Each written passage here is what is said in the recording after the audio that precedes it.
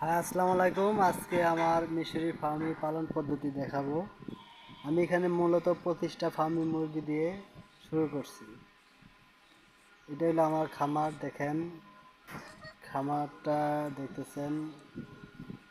খামারটা যদি দেখেন, এই যে মিশরি ফার্মি মুরগি পানি দেওয়া হয়েছে, পানি খাইতেছে আর কি। কিছু ফার্মি মুরগি আছে, দুইটা যে বড় যে মুরগিটা দেখতেছে, এটা টাইগার মুরগি।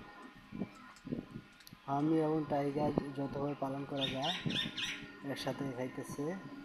এবং আমার এখানে 25টা মুরগি আছে, রেগুলার পানি খায়, খাবার খায়, এবং কি অলরেডি 4টা ডিমে আসছে। বাদ বাকিগুলা কিছুদিনের মধ্যে ডিমে এসে পড়বে। আপনারা বেশি ফার্মে 4 থেকে 5 মাসের মধ্যে মূলত ডিম দেয়। যেগুলো বড় হয়ে গেছে এগুলো ডিম দিবে 4 থেকে 5 মাসের মধ্যে। দুই একটা গলা ছিলা আছে, কিন্তু এটি মুরগি পালন ফার্মে মুরগি পালন একটি লাভজনক ব্যবসা। এটা আমার ঘর। মূলত 25টা থেকে শুরু করছি ফার্মিং করার জন্য।